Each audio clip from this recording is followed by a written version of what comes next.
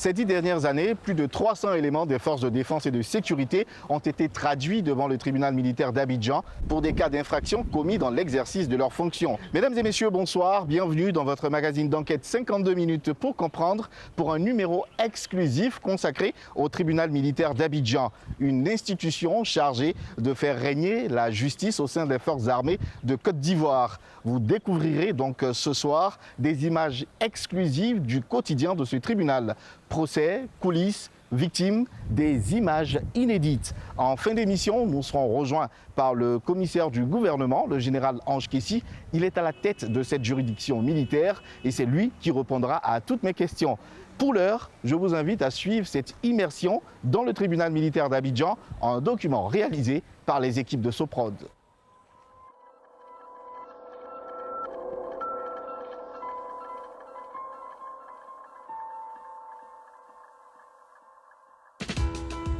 Nul n'est censé enfreindre la loi, encore moins les forces de l'ordre. Depuis 2011, plus de 500 militaires seraient mis en cause dans différents délits. Raquettes, corruption, viol, meurtre, comme n'importe quel individu, les militaires sont jugés et condamnés. Seule différence, un seul lieu est habilité à les juger dans le pays. C'est le tribunal militaire d'Abidjan. Vu la demande de M. le commissaire du gouvernement en date du 12 janvier 2022 au fait de convocation du tribunal militaire pour le jugement de l'affaire susvisée, vu l'article 100 du code de procédure militaire, fixant le lieu et la date de réunion du tribunal militaire à Odiangré le mercredi 23 février 2022 et jour suivant à 8h30. Lors de cet effet, la convocation des juges. Merci. Mai dernier, après 9 années d'enquête, le procès d'un militaire soupçonné du meurtre d'un jeune homme s'ouvre enfin. Dans cette salle, les avocats des différentes parties et la famille de la victime sont présents. C'est le juge Dieket qui préside la séance.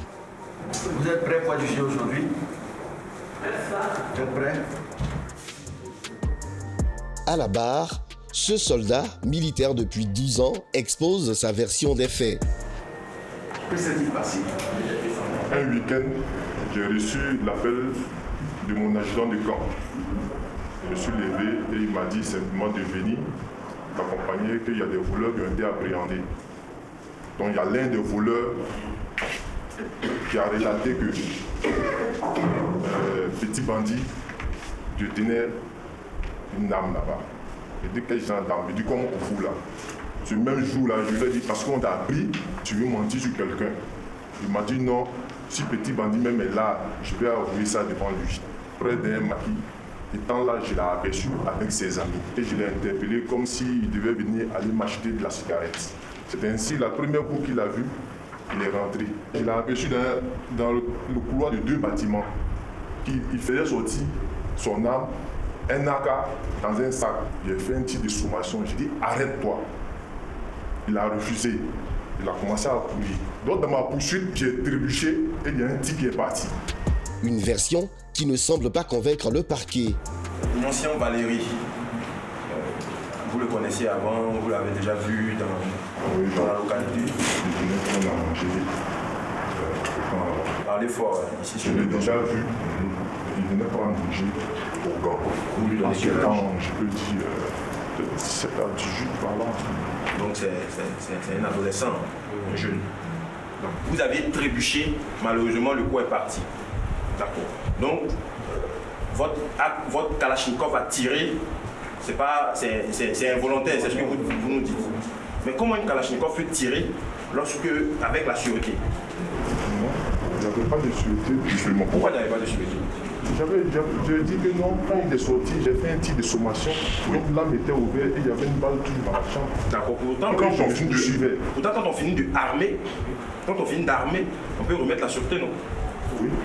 Vous avez enlevé, vous avez délibérément fait baisser la sûreté et puis vous le suivez, puis vous avez tiré. Pour vous, involontairement. Pourquoi vous avez tiré sur la victime? Je n'ai pas tiré sur la victime. Je vais vous dire pour le monde, non. C'est au tour de l'oncle de la victime de témoigner devant la cour. D'accord. Qu'est-ce que vous avez trouvé auprès de lui? Une arme à feu?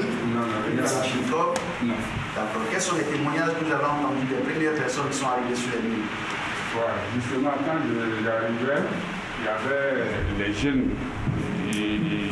il s'en prenait à d'autres militaires qui étaient à côté. Et ces militaires, est-ce que vous les reconnaissez ici aujourd'hui? Bon, il y a un seul, Vous avez reconnu aujourd'hui? un seul, le nommé Dali là. Ah, Dali, grand Voilà, détail, là.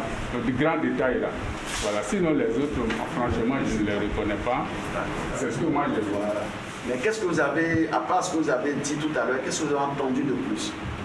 J'ai un cousin, un sergent-chef qui est à la police, qui m'a dit, mais qu'est-ce qui s'est passé chez nous au village là? Il est de Blénon. J'ai dit, mais moi, bon, c'est pour ça que je suis à moi ici.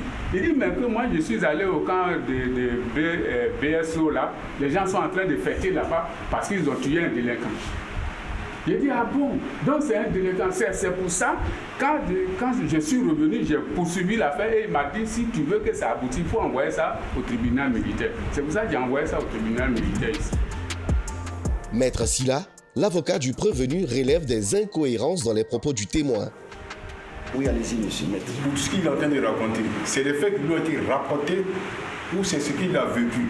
Si les faits lui ont été rapportés, est-ce qu'il a eu le temps de vérifier l'information qui lui a été donnée? On m'a raconté des choses sur des gens. Bon, pourquoi est-ce que je vais aller vérifier ça? Pour aller où?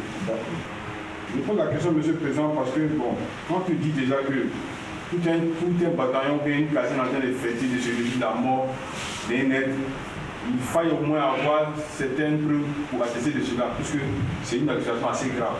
Est-ce que tout un bataillon peut se mettre à fêter la mort de quelqu'un? Il s'amène à récolter les informations et de là, il en tire peut-être une conclusion. Il veut savoir pour ce qui était l'arme qui a été retrouvée, qui a été mise sous CV à la gendarmerie. Est-ce que lui, il a eu le temps d'aller vérifier cela à la gendarmerie pour poser des questions à la gendarmerie? Comment l'arme a été arrivée là-bas? Après 2 heures d'audience éprouvantes pendant lesquelles prévenus, parquet et avocats ont donné leur version des faits, le juge Diekete suspend l'audience et renvoie l'affaire à dans 2 semaines. Le tribunal militaire d'Abidjan existe depuis 1974. Organisé comme les tribunaux civils, il fonctionne selon le code de procédure militaire contrôlé par la Cour suprême. Il est composé d'un siège avec 3 chambres dirigées par des juges d'instruction militaire chargés des enquêtes, d'un parquet présidé par le commissaire du gouvernement accompagné de 5 substituts. Il représente l'État de Côte d'Ivoire lors d'un procès. 4 jurés et un président d'audience qui est un magistrat civil de la cour d'appel siègent après avoir été nommés par décret. Avant un procès, les victimes viennent en premier lieu porter plainte. Maître Ignace, greffier en chef, est la porte d'entrée du tribunal. Son rôle, enregistrer les plaintes qui arrivent chaque jour. Bon, grand frère, on commence par le grand frère d'abord, hein. Voilà.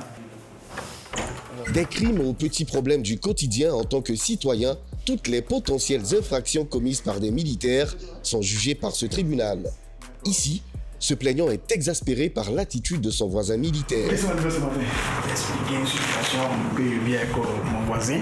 C'est un militaire. Bon, depuis que nous sommes arrivés dans le quartier, on a trouvé là, mais il y a eu toujours... L'entente n'est pas bonne. Jusqu'à ce que, bon, il y a eu plusieurs actes. La dernière chose en date, c'était le vendredi. Il avait voulu faire son branchement de l'eau. Et ça, mais ça courait juste à côté de moi. Il y avait donc il a planté, mon beau-père a replanté les bananiers devant la cour. En faisant passer le tuyau, il détruit les bananiers. La terrasse qu'on a faite, il brise une partie. Le caniveau qui passait, que lui-même, bon, d'après lui, c'est lui qui a fait le caniveau. Il démonte une partie du caniveau. Je suis allé même porter plainte à la police. C'est le référent de la première. D'accord. Et là-bas, qu'est-ce que les policiers ont dit? Ce que les policiers m'ont rapporté, c'est qu'il dit qu'il allait venir réparer. Et jusqu'aujourd'hui, rien n'est fait. Pour saisir le tribunal militaire, la plainte peut être déposée dans un commissariat de police ou à la gendarmerie. Mais, d'après cet homme, les dossiers restent sans suite. Alors, vous avez été porté plainte dans un commissariat de police. Oui. Qu'est-ce qui vous emmène aujourd'hui au tribunal militaire? Bon, comme c'est un militaire, il me dit que bon, venez ici, peut-être les autres, comme c'est Et c'est la police, c'est vrai qu'il est allé une fois, mais jusqu'à présent, moi j'ai demandé au policier de lui dire, pour réparer le tort qu'il a fait, il avait dit qu'il allait venir réparer. Il allait venir s'excuser et réparer. Jusqu'à présent, il ne l'a pas fait. C'est pourquoi moi, je suis venu vers le tribunal militaire pour comprendre quelle est la démarche à suivre. D'accord, merci bien. Les piles de dossiers s'entassent dans le bureau du greffier en chef. Chaque jour, Maître Ignace reçoit en moyenne une vingtaine de plaintes. Mais au-delà des plaintes déposées au tribunal militaire, les réseaux sociaux sont un nouvel outil pour alerter l'institution. Parmi les témoignages d'abus des forces de l'ordre qui fusent sur la toile, celui de la mort en février dernier d'Ahmed, un jeune homme de 33 ans, est devenu viral. Il aurait été battu à mort par des gendarmes. Pour tenter de comprendre ce qui s'est réellement passé, direction Yopougon. Sur les lieux du drame, nous rencontrons Aminata, la mère du défunt. C'est ici que tout s'est passé? Oui, c'était ici. Il devait venir dans la cour chez ma petite soeur ici. Donc il venait. Moi-même, j'ai appelé ma petite soeur. J'ai dit, Ahmed arrive chez toi. Elle dit que je ne suis pas là. J'ai dit, il faut te dépêcher pour venir, pour que tu puisses prendre quelque chose avec lui. Donc, c'est là ma grande surprise. Ils m'ont dit que c'est ici, ça s'est passé. Donc quand il est sorti comme ça, il est rentré dans l'église. Il a sauté la clôture, eux ils ont sauté la clôture derrière lui. Donc quand les gens sont venus partout, il est sorti, puis ils ont tiré en l'air. Les gens se sont dispersés. La vieille me dit qu'ils l'ont pris devant eux, ils l'ont mis dans le coffre de voiture, et puis ils sont partis avec lui de l'autre côté. Et puis après ils sont venus le déposer. Ça vous fait quoi de revenir ici aujourd'hui? Ça me fait mal. Je suis tout le temps ici, chez ma soeur. Quand je viens, je me rappelle toujours, je saigne. Mais ici, je ne peux jamais dire que je viens. Personne, je peux interdire cette route. Mais je ne peux pas. Elle est mon tout. On fait tout ensemble. Quand je viens, elle me conseille, ne pleure pas, ne pleure pas. Mais je pleure toujours dans sa maison. Qu'est-ce que vous espérez aujourd'hui du fond de votre cœur? Mais je sais pas, j'ai mal, hein, j'ai mal. Je ne sais pas comment je peux oublier parce que si au moins il était tombé malade, ils l'ont frappé, me donné, soigné, déposé, et puis mourir, ça allait me soulager. Mais comme ça, parler à quelqu'un, 30 minutes, et puis on te dit que la personne est morte. Hein? 30 minutes, tu t'appelles la personne est morte. Mais moi, je n'arrive pas. C'est le bon Dieu seul qui peut m'aider à oublier ça. Et puis, je veux que la justice soit faite. Quand je vois les gens, même le monsieur vient de me dire, peut-être on croit qu'on va lui demander la matricule, parce qu'il nous connaît la matricule de la voiture. Il se dit qu'on va lui demander, donc lui ne peut pas rentrer dedans. Donc, je fais comment je laisse-moi à Dieu. Laisse-moi à Dieu. C'est Dieu seul qui a le dernier mot. Dieu seul qui peut m'aider. Quand la famille du défunt se réunit, l'émotion est encore palpable. Lui, il était à la maison, moi, mais je l'appelais à 13h. Il m'a fait dépôt de l'enfant là pour payer les médicaments. Il dit il ne se sent pas bien. Il va me rappeler. Vers 17h, son ami est venu me chercher à la maison. Il est décédé. Donc quand je suis partie, il a demandé à son ami mais qu'est-ce qui s'est passé? Et puis il a eu quoi? Et là, son ami m'a dit ce sont les c'est leur groupe là qui l'ont suivi. C'est sa moto. Ils sont partis tomber sur le verre. Un souci des trucs des aveugles. Ils ont pris l'argent qui était dans sa poche. Ils ont pris son téléphone. Ils ont pris sa chaîne. Ils ont pris sa montre iPhone. Ils ont pris une chose, bague là. Ils ont commencé à le frapper. Puis ils ont dit, il n'a qu'à démarrer sa moto. La moto là, c'est empreinte. Il dit, il démarre pas. Ils l'ont mis dans le coffre. Et puis ils sont partis avec lui. Vous avez parlé de quelqu'un qui s'appelle tout à l'heure, c'est qui? Il fait partie des gendarmes qui ont fait ça. Est-ce qu'il le connaissait auparavant? Tous on le connaît. Il est au quartier là-bas, tout le monde le connaît. Il y avait des antécédents auparavant? Rien. Selon les témoignages, les coupables auraient tenté de faire passer leur acte pour un accident de moto. Rien ne peut pas faire un accident avec ce genre de moto. Aucune égratignure, aucune fracture. C'est pas possible. Et sa moto, elle est où aujourd'hui? Sa moto est toujours garée à la gendarmerie. Il y a toutes les photos dans mon téléphone. C'est moi qui ai pris les photos. Est-ce qu'on peut voir les photos que vous avez? Oui, tout ça. Ça, c'est sa moto. Ça, c'est où la moto était placée. Ça, c'était aux environs de 23h par là. Qu'est-ce qu'on lui reprochait? Je ne sais pas ce qu'il lui reprochait. Parce que moi, je ne vois aucune de ses activités illicites. Il vendait ses motos. Il partait, il prenait des motos France au revoir, il les revendait. il achetait des téléphones, il les revendait. Est-ce que ça ne veut pas dire qu'il était aussi dans des activités pas claires? Mais quand tu rentres dans la maison de quelqu'un qui fait des activités pas claires, tu vois, à première vue, tu vois, j'ai décidé moi-même de tirer cette histoire-là au clair. Donc du coup, le lendemain très tôt, j'ai pris mon bout, je suis parti à la chose, comment on appelle, au plateau, à la PJ. Et puis de là, nous sommes partis au tribunal militaire. Depuis sa mort, les effets personnels de la victime sont rangés dans une pièce. Et pour le moment, personne n'y touche. Ici, sa chambre. Voilà, ses chaussures, tout et tout. Parce que tout est famille, hein, vous savez, tout est famille. Donc, actuellement, c'est là. On a gardé tout. Puis, prendre du temps pour essayer de voir comment partager ses petits biens à sa petite famille. La vieille pour qu'elle prenne certaines choses. Les sacs sont là. On a mis quelques affaires dans les sacs, tout et tout.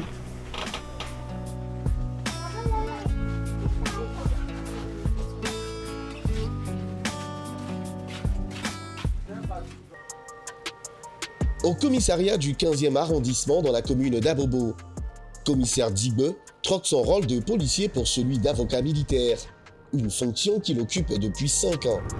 Et c'est quoi le rôle que vous jouez au sein du tribunal militaire? Alors, au niveau du tribunal militaire, je suis avocat militaire, je suis un défenseur, donc j'ai fait mon travail de policier de tous les jours. Quand un policier est convoqué au niveau de ce tribunal, j'y vais pour le défendre. 55 avocats militaires comme lui travaillent dans ce tribunal. Leur rôle, assurer la défense des prévenus. Maître Dibe va maintenant récupérer le dossier d'un client pour constituer sa défense. Bonjour maître. Comment ça va? Quelle est la journée? D'accord. Est-ce que je peux avoir le dossier dont je voulais parler?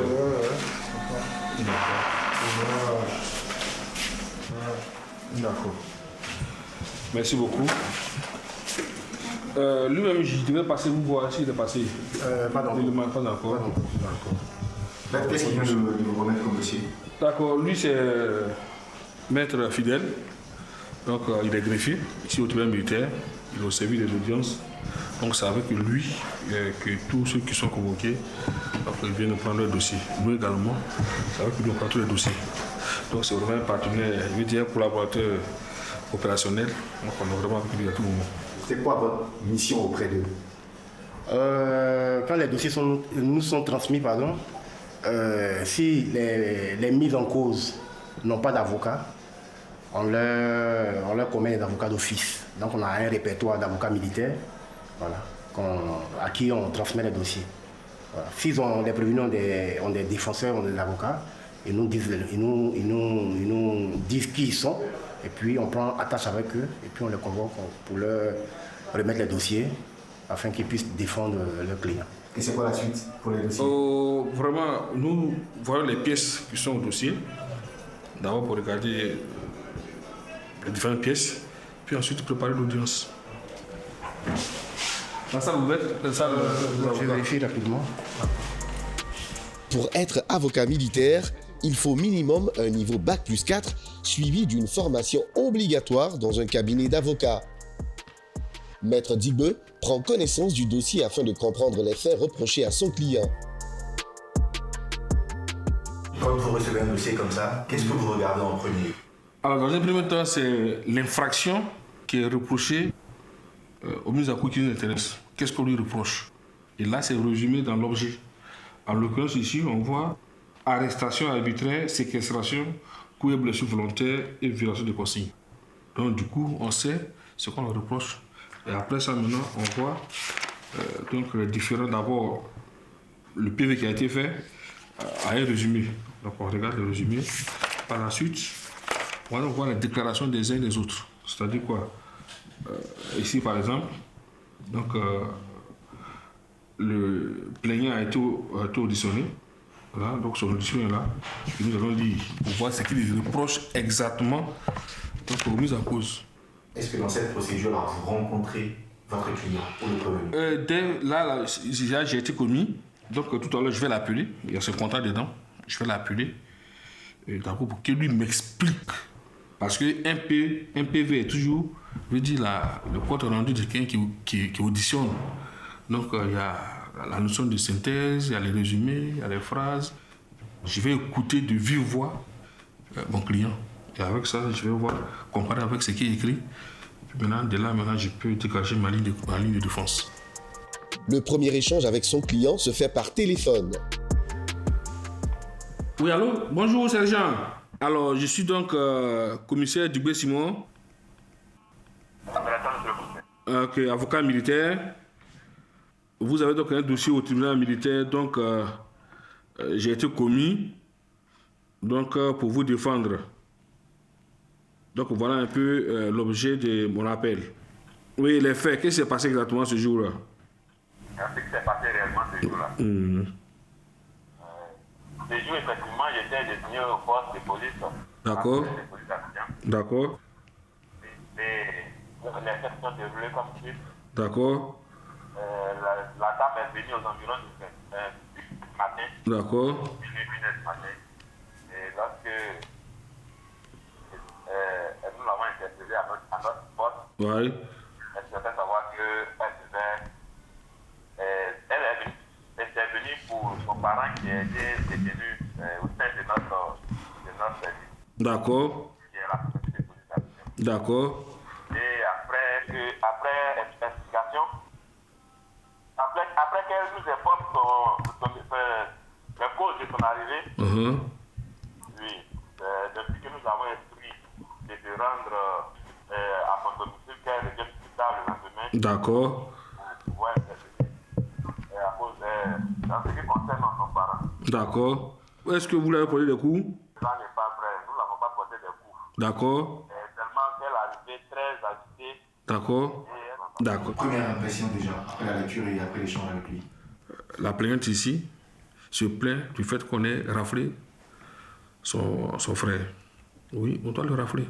Si se trouve à un moment où il ne fallait pas, à une heure qu'il ne fallait pas, on doit le rafler. Donc déjà, le fait qu'il se retrouve qu'à l'enceinte de la police de police, ce n'est pas irrégulier. Deuxièmement, nous avons donc appelé notre collaborateur pour voir les circonstances. Comment elle pense qu'elle a reçu des coups. On va voir les circonstances. Dans le cas d'espèce, votre ligne de défense, ça sera plaider non coupable? Oui, tel que c'est expliqué, a priori, c'est même pas plaider non coupable. C'est dire que l'infraction qu'on reproche au policier n'existe même pas. Il n'a fait que son travail de policier. C'est ça. Quand on plaide non coupable, c'est comme si on ne reconnaît pas l'infraction. Mais ici, c'est vraiment atypique. On ne doit même pas lui reprocher, puisque c'est une rafle qui a été organisée en bonne et due forme. Il n'y a pas d'infraction. Purement simplement. Voilà ce que nous avons comme ligne de conduite et ligne de défense. Le temps presse pour Maître Dibeu. Il ne dispose que de quelques jours pour préparer sa plaidoirie. Nous retrouvons Maître Ignace, le greffier en chef. Aujourd'hui, la famille d'Ahmed, jeune homme qui aurait été battu à mort par les gendarmes, vient suivre l'avancée du dossier après avoir porté plainte. Ah ouais, un peu. Le visage est un peu... Tu casses pas tout ça. C'est pas ça. D'accord. Je pense que, après au passage ici, je pense que peut-être que ça va aller un peu. D'accord. Il y a un peu d'eau pour calmer un peu les esprits, c'est bon? D'accord. Nouvelle maman. Ou bien c'est lui pour parler. D'accord, on dit pas. On était déjà passé à 2 fois votre bureau. D'accord. Et bon, après ça, bon, nous avons eu la recommandation de M. Fofana de passer pour un rendez-vous. Donc c'est pour cela que nous sommes revenus. C'est l'avènement du défunt. Demander chèque à l'aide. Oui, à Yopougon là. Voilà, à Yopougon. D'accord. Voilà, c'est l'armée qui est là. Donc nous sommes venus ensemble. D'accord. Mais nous allons passer à la direction générale de la police? Non, pas encore. D'accord. Et nous sommes venus, c'est ici que nous avons déposé la plainte. La dernière fois quand nous sommes venus, nous allons aller voir. Bon, après ça. Et quand c'est parti en haut, qu'est-ce qu'ils ont dit? On a dit que le dossier est en cours, qu'ils allaient nous appeler. Le dossier est en enquête. Aucune information ne doit être divulguée. Maître Ignace tente de rassurer la famille. C'est regrettable. Voilà, on cherche à savoir les circonstances dans lesquelles les choses sont passées. Ok, ils ont adressé le courrier ici, c'est monté en enquête. Je pense que les services spécialisés sont à pied d'œuvre pour que la lumière soit faite aussi sur cette affaire. Direction à présent le secrétariat du commissaire du gouvernement pour déposer les plaintes reçues. Maître Kofi, toujours avec ce dossier. Il y a un bon paquet pour toi. Beaucoup, j'ai vu. Et il y a combien de dossiers inscrits? Oh, 24, je pense. 24. On va vérifier ça ensemble. Ok. Vous venez de recevoir des dossiers? Oui. C'est quoi? Qu'est-ce que vous avez? Je vérifie, ce sont les plaintes. Je vérifie le nom parce qu'il est venu avec le registre. Et il s'est marqué ici qu'il y a 24 dossiers. Et il faut que je vérifie effectivement qu'il y a vraiment 24 dossiers. Je finis, je fais ma décharge et je transmets ça au bureau du commissaire du gouvernement. Et lui, qu'est-ce qu'il aura à faire sur ce dossier? Après lecture, après avoir pris connaissance de chaque dossier, il les attribue au substitut. Il met en notation un règlement à l'amiable ou bien il envoie ça en enquête. Après la mise en poursuite des plaintes par le commissaire du gouvernement, c'est à ses substituts d'enclencher la procédure.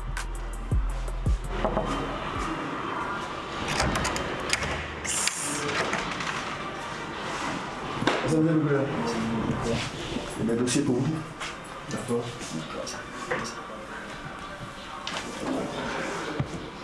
D'accord. Il n'y a rien à décharger. Oh, oui, déjà fait. Le procureur Gabo, premier substitut du commissaire du gouvernement, a dit que nous avons publié ce dossier. Une fois que vous recevez ça et que vous engagez la procédure, votre rôle va jusqu'où dans cette procédure-là? Depuis que la victime porte la plainte, jusqu'à ce que le mis en cause qui est identifié dans la plainte là soit jugé, le parquet est entièrement, j'allais dire, le centre nerveux de toute la procédure. Voilà. Merci, monsieur le procureur. Bonne journée à vous. Bonne journée à vous. Entre 2012 et 2021, 310 éléments des forces de défense et de sécurité ont été poursuivis pour des cas de meurtre, assassinat, coup mortel et homicide involontaire. 19 pour viol, 332 pour des faits de racket. En 5 ans, 36 officiers supérieurs ont comparu devant le tribunal militaire d'Abidjan. Yamoussoukro en plein cœur de la Côte d'Ivoire. Nous rencontrons Ange Kessi, commissaire du gouvernement depuis 22 ans. Ce jour, il procède à l'ouverture d'une formation des magistrats sur les crimes internationaux. La plupart des crimes internationaux sont perpétrés sur le théâtre, donc par les militaires. C'est pourquoi nous attendons des séminaristes une excellente formation en espérant d'une part que vous serez suffisamment outillés pour faire face à la répression de ces infractions et que d'autre part, nos hommes ne commettront pas des crimes internationaux pour que vous ayez à recourir à vos connaissances apprises au cours de ces séminaires. En près de 50 ans d'existence, le tribunal militaire n'a jamais eu à traiter d'affaires pour des crimes qui violent les lois internationales. Ange Kessi ne doute pas des compétences de l'institution pour le faire en cas de besoin. Le tribunal militaire est compétent pour juger les crimes internationaux. Les crimes internationaux sont jugés par les institutions, par les juridictions nationales et internationales. Donc le tribunal militaire est compétent. Après sa conférence, c'est au pas de course qu'il retourne à Abidjan. Depuis plus de 10 ans, Ange Kessi pratique une lutte quotidienne contre le racket sur les routes. Une mission qui lui tient à cœur. Vous avez fait de la lutte contre le racket une de vos priorités. Pourquoi ça vous tient autant à cœur? Le fait de prendre l'argent, c'est la dignité, n'est-ce pas, qui est en jeu.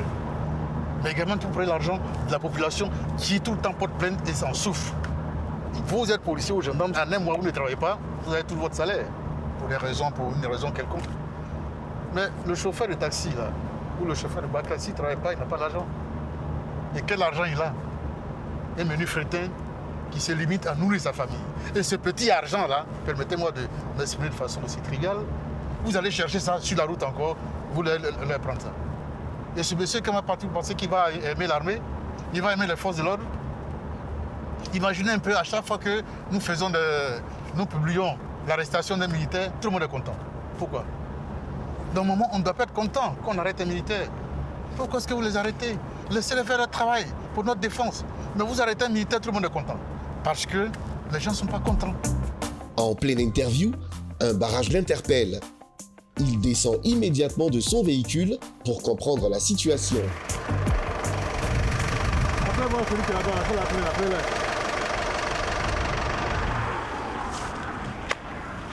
Bonjour, c'est qui conduit ça? C'est qui le conducteur ici là? C'est vous? Oui, c'est. Et vous, c'est qui? Et vous?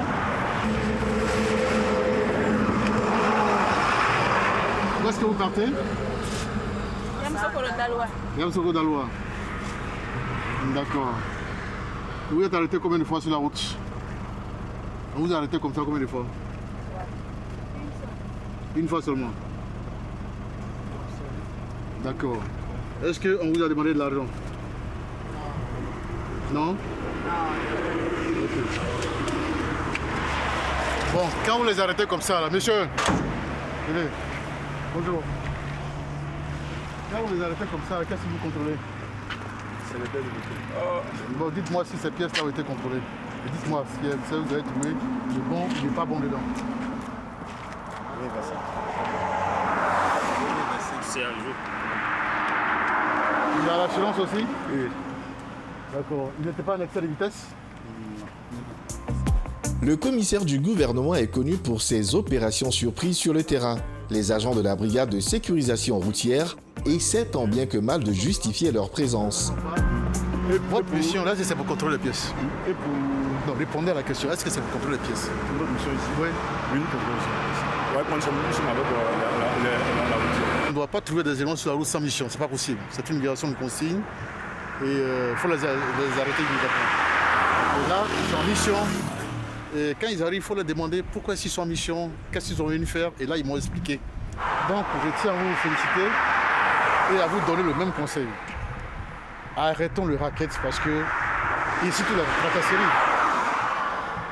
Nos populations, s'ils nous voient, ils nous font confiance. Et si on fait ça, là, ils ne vont plus nous soutenir. Et une défense qui n'est pas soutenue, ce n'est plus une défense. C'est pour ça que lorsque nous partons, souvent dans ce genre d'émission, on s'arrête vers vous pour vous parler, vous demander de faire attention. On vous demande une seule chose, réprimer quand il y a une infraction, mais quand il n'y a pas d'infraction, laisser les gens partir. En 2013, une mesure mise en place pour enrayer les barrages excessifs a vu le jour. Pourtant, certains membres des forces de l'ordre continuent d'agir en dehors de leurs fonctions. Un autre phénomène reste au centre des enquêtes du tribunal, celui des violences policières. Dernièrement, une affaire d'un jeune homme qui aurait été frappé par des gendarmes et qui serait mort à la suite de ses coups et blessures reçues. Où en est cette affaire aujourd'hui? Toutes les affaires qui sont portées à la connaissance du parquet militaire sont traitées et ne sont jamais oubliées.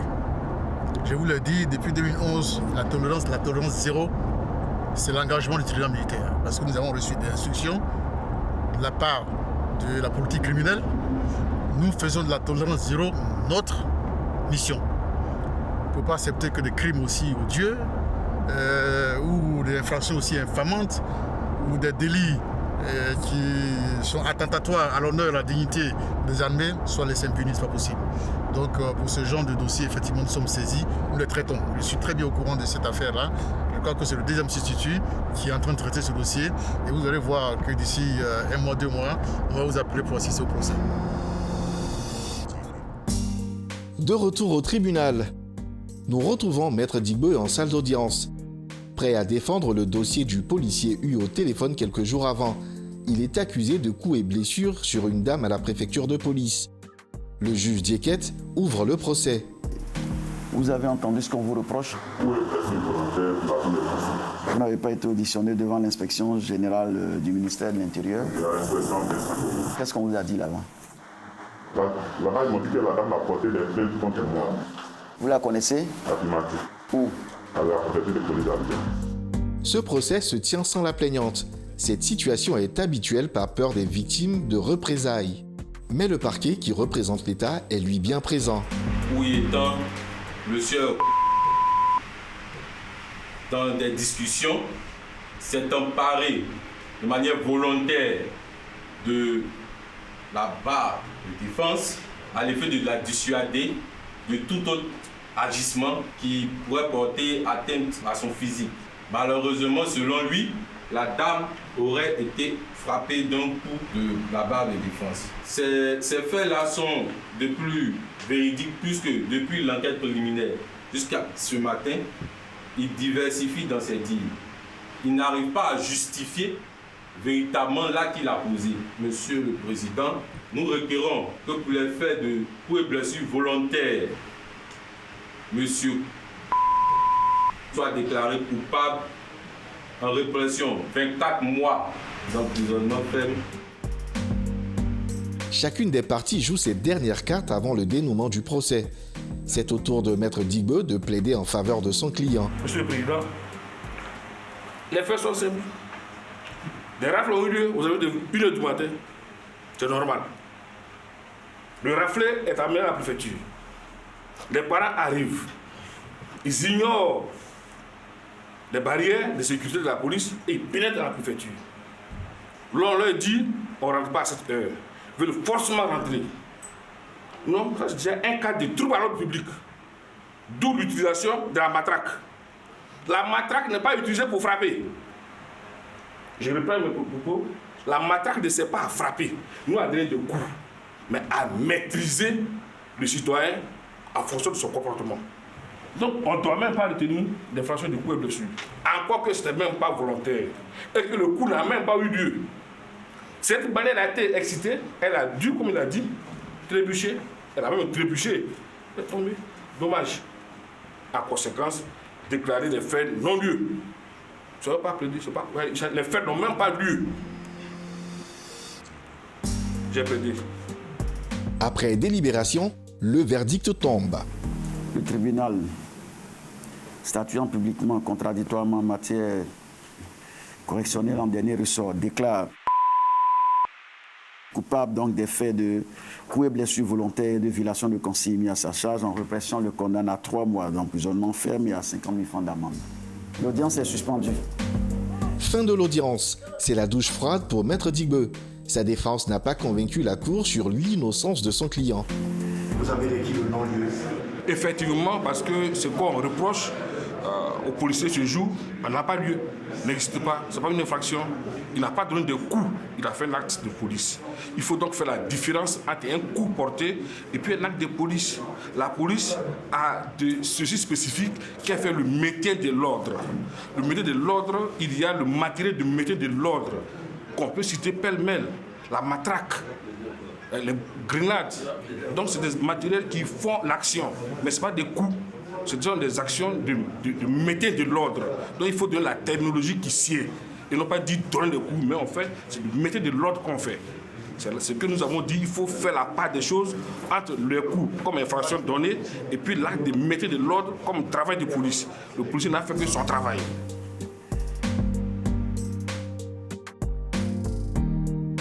Nous retrouvons le juge Diekette. Il va présider la dernière audience de l'affaire du soldat accusé d'avoir abattu un jeune homme en 2013. Le juge laisse place aux plaidoiries. C'est l'avocat de la famille qui se lance. On commence par la partie civile. Merci, Monsieur le Président. Nous sommes en 2013. À cette époque-là, M. Caporal était tout puissant. Ça donnait plusieurs sobriquets. Le tireur, le boss. Il y a une dame qui a assisté à la scène. Cette dame l'a dit que lorsqu'il a fini d'abattre le jeune homme, il lui a demandé où est l'arme. Mais s'il a vraiment une calage qui ne peut pas se cacher. Mesdames, Messieurs, retenez compte qu'il a assassiné M. Nyosin Valéry. Il a arraché ce jeune homme à l'affection de sa mère et de ses frères et sœurs. Il a décidé que dans cette famille, tout le monde devait pleurer et il pleure encore aujourd'hui. Monsieur le Président, il y a eu assassinat. Et je pense que dans le secret de votre délibération, vous retiendrez qu'il y a eu assassinat. Ce crime-là a été connu volontairement par Valéry. J'ai plaidé pour l'instant. En réponse, Maître Sanogo, l'avocat du prévenu, tente d'appuyer sur les circonstances atténuantes de l'acte pour réduire la peine de son client. Il a tiré en l'air un coup de sommation. Oui, coup de sommation en vue de amener ce dernier à pouvoir s'arrêter, au mieux à obtempérer pour ce qu'il y a. Mais hélas, ce dernier a continué à courir, toujours avec une calache en main. Mais malheureusement pour Comme il a dit, il a eu à trébucher. Et malheureusement, le coup est parti. Au vu de la blessure de ce dernier, il a d'abord sécurité la Kalachnikov et allé automatiquement pour avoir au moins des soins vis-à-vis de l'infirmier, pour venir aider ou bien sauver la vie de ce dernier. C'est le premier réflexe qu'on demande. Aider, sauver. Même quand bien même vous savez que vous avez commis un acte qui a peut-être eu à occasionner une blessure grave, mais au mieux là, vous cherchez à aider cette personne. Et c'est ce qu'il a fait. Avant de connaître le verdict, ce militaire exprime ses regrets. Je déplore la mort de l'ancien Valéry. Cela n'a pas été la volonté. Le tribunal statuant publiquement contradictoirement en matière donc criminelle en dernier ressort déclare le prévenu coupable des faits mis à sa charge. En répression, le condamne à 10 ans d'emprisonnement ferme. Ordonne sa destitution militaire et sa perte de grade également. Décède dans son encontre mandat de dépôt. L'audience est suspendue pour une nouvelle composition. 10 ans de prison ferme que l'inculpé purgera dans une prison militaire. C'est un grand soulagement pour la famille de la victime et leur avocat. Prononcer la destitution, je n'ai pas bien entendu ça. Ok, là, moi, je suis satisfait. Est-ce que, à l'entame du procès, vous espérez ce verdict? Espérer, non, je pensais mieux. Je pensais mieux, mais je ne suis pas déçu. Pas que j'espérais ce verdict. Je pense qu'il méritait les 20 ans que le parquet a mis. Moi, je suis partie civile. La condamnation pénale ne m'intéresse pas beaucoup, mais au moins, j'avais souhaité qu'il ait une peine exemplaire pour que les autres comprennent qu'on ne fait pas comme ça. Le procès oui, moi, ce qui me satisfait, voilà, ce qui me satisfait, c'est qu'il a été destitué. Hein? Il n'est plus militaire, je suis entièrement d'accord. C'est ça qui me plaît dedans, dans le verdict là, c'est ça qui me plaît. Sinon, bon, comme Maître l'a dit, les 10 ans, moi, c'est insuffisant pour lui parce qu'il a fait délibérément. Est-ce que vous êtes aujourd'hui satisfait? Vous pensez que justice a été rendue? Oui, justice a été rendue quand même parce que, bon, l'essentiel est dit, il est condamné, il a été reconnu coupable des faits qui lui sont reprochés. La justice est rendue. Mesdames et messieurs, je me trouve ce soir au tribunal militaire d'Abidjan. À mes côtés, le commissaire du gouvernement, le général Ange Kessi. Bonsoir, général, et merci de nous recevoir dans votre institution. Bonsoir, monsieur. Où en est-on concrètement aujourd'hui avec la procédure concernant l'affaire du jeune homme qui a été passé à tabac et qui serait mort des suites de ses blessures reçues par des gendarmes? Je me rappelle très bien de ce dossier qui s'est terminé par une procédure d'enquête. La procédure d'enquête a été déférée à notre parquet. Nous suivons ce dossier. Je pense que les audiences concernant cette affaire-là auront lieu très bientôt. À quand le dénouement réel de cette affaire? Non, je ne peux pas vous le dire. Dans une procédure pénale, on ne peut jamais dire quand l'enquête va s'achever. Ce qui est sûr, c'est que ce dossier est suivi parce qu'il y a eu mort d'homme. Lorsqu'il y a un dossier qui est mort d'homme, il est qualifié de crime. Et en ce moment, on ne s'amuse pas avec cette procédure. Alors, vous êtes commissaire du gouvernement, vous êtes à la tête du tribunal militaire. Pour poursuivre des cas d'infraction, vous devez avoir l'approbation du ministre d'État, ministre de la Défense. Est-ce que ça ne met pas en cause l'indépendance du tribunal militaire? Non, écoutez, ça fait partie de la procédure militaire. La procédure militaire dispose que pour poursuivre un militaire ou un policier, il faut l'accord du ministre de la Défense ou du ministre de la Sécurité. Ces deux personnalités s'appellent autorité investie des pouvoirs judiciaires et c'est prévu par le code de procédure militaire. Et n'oubliez pas que le code de procédure militaire est une loi. Est-ce que dans ce cas, on peut parler d'indépendance de la justice? Ils ne sont pas là pour interpréter ou pour juger l'opportunité d'une loi. Nous sommes là pour l'appliquer. Et le reste, il appartient au pouvoir qui s'en occupe, c'est-à-dire au pouvoir législatif, de voir si, bien sûr, avec nos propositions, s'il y a lieu de modifier ou pas. Mais en ce qui nous concerne, depuis presque 50 ans, il y a lieu de faire un toilettage. On verra tout cela. Quand vous parlez de faire un toilettage du code de procédure militaire, c'est de quoi vous parlez concrètement? Le ministre de la Défense, le ministre d'État, le ministre de la Défense a autorisé que le code de procédure militaire soit réformé. Et bien sûr, nous avons fait un rapport pour montrer que depuis 1974 jusqu'à maintenant, ça fait presque 50 ans que nous utilisons une loi qui n'a jamais subi de modification. Ce n'est pas normal. On ne juge pas un militaire comme on juge un civil. Justement, voilà. Qu'est-ce qui change concrètement? Non, je n'ai pas encore fini. Alors, donc, c'était pour vous dire, à ce niveau-là, il y a lieu de revoir un peu les choses, parce que le militaire de 1914 n'est pas le militaire de 2022. Alors, le code de procédure militaire sera revu quand? Le ministre de la Défense a autorisé un séminaire qui va réfléchir sur la façon dont nous allons réformer ce code. Je pense que d'ici l'année prochaine, nous allons mettre en projet une loi qui va certainement revoir les choses. Alors, vous insistez sur le fait qu'on ne juge pas un militaire comme on juge un civil. Absolument. Comment est-ce qu'un militaire doit être jugé? D'abord, c'est la procédure de jugement d'un militaire est prévue par le Code de procédure militaire. Vous commettez l'infraction. Il y a l'enquête.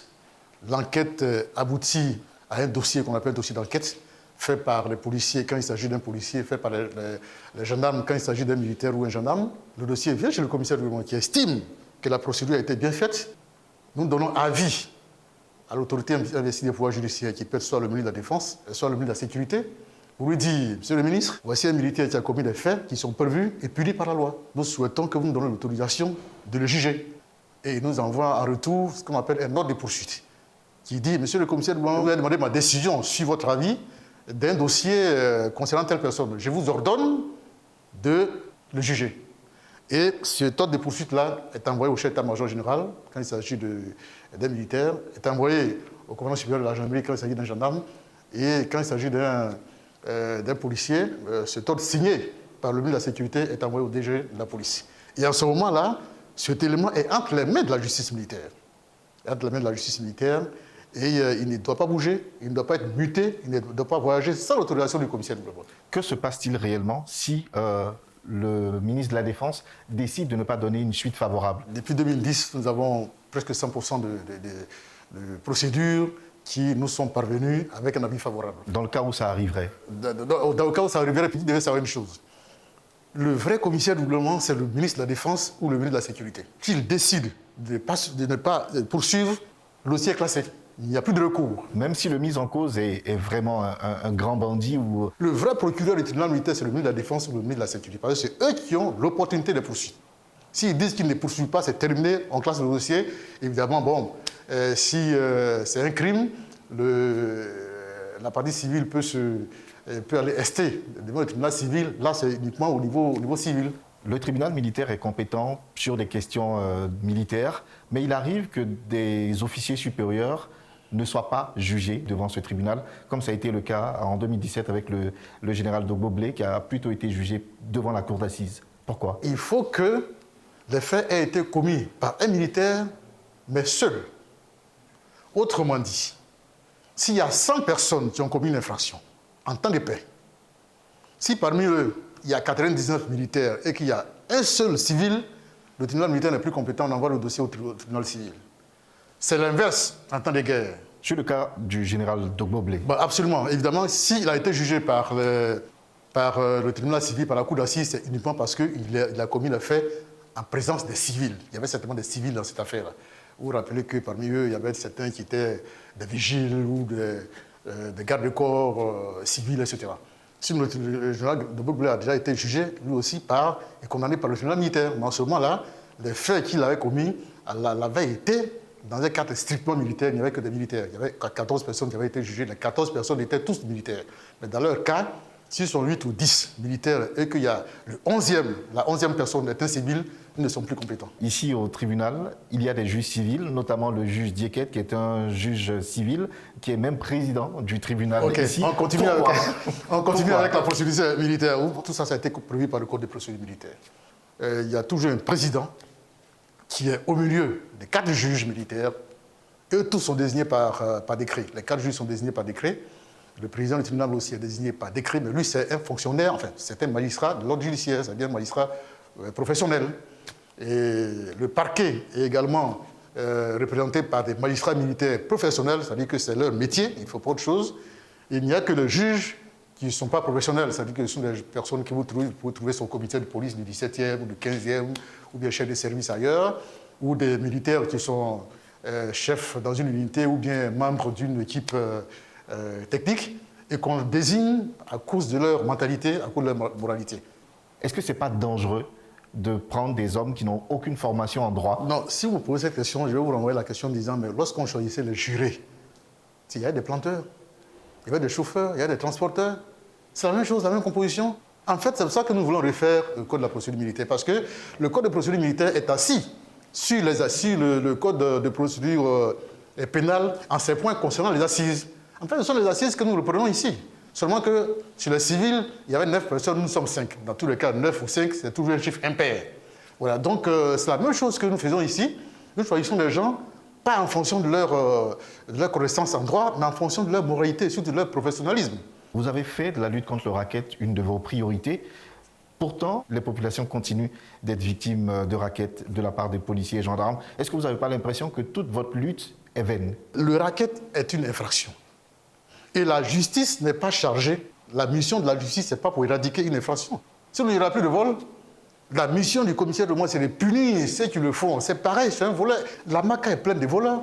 Là, s'il n'y a plus de braqueurs, souvent, au moment où le procureur de la République est en train de conduire des gens devant le tribunal civil pour être jugé, on apprend qu'on est en train de voler à Diamé ici.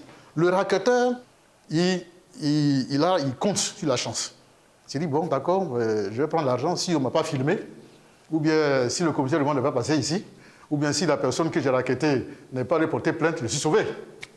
Monsieur le commissaire du gouvernement, vous l'avez dit, votre mission, ce n'est pas d'éradiquer le racket. Pourtant, c'est un phénomène qui fait perdre plus de 100 milliards de francs CFA par an à la Côte d'Ivoire. Malheureusement. Et c'est pour ça que la politique criminelle du tribunal militaire, c'est axé sur la tolérance zéro en matière de répression du racket. Nous sommes déterminés à poursuivre, ne disons pas à éradiquer, ça n'est pas possible. Regardez, actuellement, je vous parle, il y a 17 racketteurs qui seront jugés la semaine prochaine. Ça ne veut pas dire que nous n'avons que 17 racketteurs. De 2010 à maintenant, nous avons jugé 363 racketteurs. Je me rappelle, 225, on fait la prison. Les autres, bon, on leur donne des sursis, etc. Mais maintenant, le président du tribunal militaire et moi, nous sommes stricts. Plus de cadeaux pour ces personnes-là. Il faut qu'ils se disent qu'actuellement, quand ils raquettent, c'est parce que la chance est de leur côté. Mais tous les jours pour le voleur. Un seul jour, là, ça appartient au propriétaire. Monsieur le commissaire du gouvernement, le tribunal militaire d'Abidjan existe depuis 1974. C'est le seul tribunal militaire de Côte d'Ivoire. Pourquoi, depuis 1974, il n'y a qu'un seul tribunal militaire en Côte d'Ivoire? D'abord, il n'était pas le seul à être créé. Il y a 3 tribunaux militaires qui ont été créés, mais c'est un seul qui est ouvert. Il y a une nuance. Donc, il y a 3 tribunaux militaires qui ont été créés, le tribunal militaire d'Abidjan, le tribunal militaire de Bouaké et le tribunal militaire de Daloa. Et ils ne sont pas fonctionnels? Ils ne sont pas fonctionnels parce qu'au départ, il n'y avait pas assez de personnes. En 1974, il y avait combien de militaires? Et c'est en 1978 même que les policiers sont devenus justiciables devant le tribunal militaire. Donc, en 1974, au moment de la création, il y avait très peu de personnes. C'est à partir de 2000, lorsque les militaires ont fait l'irruption dans la vie politique, que certaines infractions ont commencé à être révélées. Et c'est là qu'on a commencé à voir, pas l'importance, mais disons la dimension de la mission de cette juridiction-là. Le commissaire de gouvernement a une autorité qui est au-dessus de lui, qui est le ministre de la Défense et le ministre de la Sécurité. Ils ont été saisis de la nécessité d'ouvrir, parce que c'est déjà créé. Aujourd'hui, s'il y a un arrêté, c'est l'arrêté qui va ouvrir, l'arrêté d'ouverture du tribunal militaire de Bouaké ou de Daloa. Il faut rapprocher la justice de ces justiciables. Vous êtes à la tête du tribunal militaire depuis 1999. Une longévité pendant laquelle vous avez servi pratiquement sur tous les gouvernements. Est-ce qu'avec cette longévité-là, on ne se sent pas invincible? Est-ce qu'on ne se sent pas intouchable? Vous avez posé une très longue question qui mérite une réponse très courte. Gloire à Dieu, c'est tout ce que je peux dire. Maintenant, pour le revers de votre question, je ne me sens pas du tout intouchable ni irremplaçable. Voilà, il va arriver un moment où je vais passer la main et je pense que le ministre d'État, le ministre de la Défense ainsi que le président de la République qui me font confiance maintenant, feront confiance à une autre personne. J'ai eu la chance d'être là, mais un jour, je serai appelé à d'autres fonctions et nous sommes en train de veiller à former des plus jeunes qui vont nous remplacer un jour. Parce que lorsque vous devez partir et que vous n'avez pas assuré vos arrières, c'est que vous avez mal travaillé.